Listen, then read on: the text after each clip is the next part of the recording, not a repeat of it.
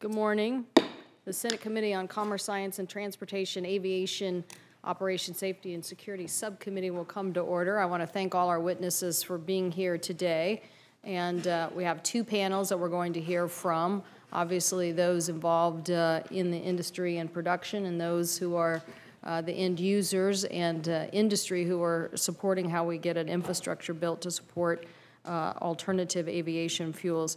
I want to thank Senator Thune for being here and being part of this hearing this morning. I also especially want to thank Mr. Tirado, Mr. Plaza, and Mr. Glover, all from Washington State, so thank you all for traveling here to be here. Let me take a moment to comment on the current FAA situation. Our nation's air traffic control system is being held hostage, and it's not fair to the thousands of workers wanting to get back to work and on the job, and it's not fair to Americans.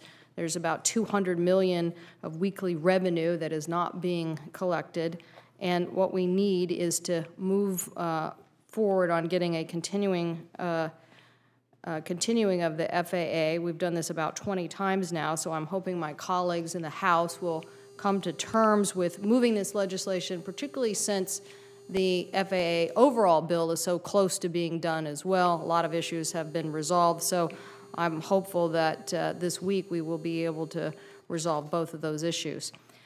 This hearing is focused on the importance of investing in a stable supply chain for aviation production of biofuels. With the rising cost of jet fuel and the thriving American biofuel industry, we have an opportunity to help aviation by keeping costs down for the future. More importantly, production of green jet fuel will mean real economic growth and opportunity, not just in the United States, but around the country. For over the past 50 years, Jet A fuel is the benchmark fuel used by commercial airlines. It's the gold standard that meets the strict requirements necessary for safe aircraft operation over a broad range of air temperatures and pressures.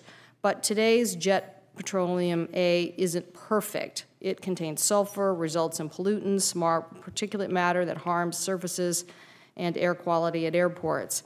The recovery, processing, and combustion of Jet A fuel contributes to 2% of the global greenhouse gases, and come January, flying to and from the EU will be subject to the Europeans' cap-and-trade regime. And Jet A is subject to the same elevated and volatile prices that we have seen in the oil and gas markets. In 2003, the average Jet A was 85 cents per gallon after peaking at over $3 in 2008, and then it settled at $2.24 last year.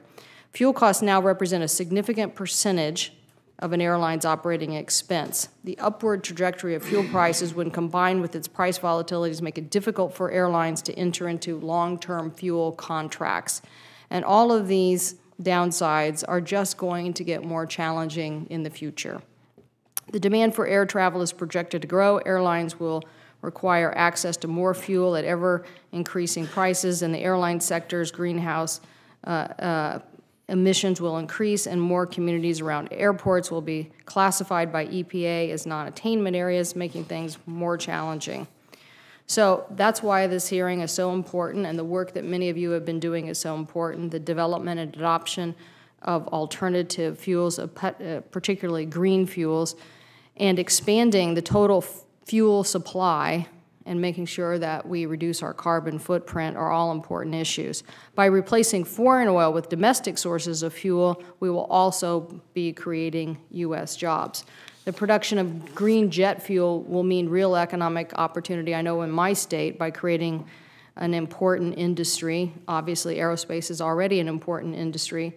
Investing in biofuels could lead to nearly 200,000 jobs and $37 billion of economic impact over the next 12 years if we make the right investments today.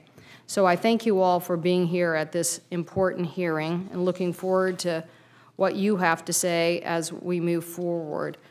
We obviously need to make sure that the supply chain and the delivery of this fuel can be done. The Air Force plans a very cost-competitive process for domestic fuel and via this alternative blend by 2016. We're going to hear about that today. The Navy has also started ambitious goals, so I look forward to getting into more depth on exactly how we're going to move forward on this important issue. And now I'd like to turn it over to the ranking member, Senator Thune, for his opening remarks.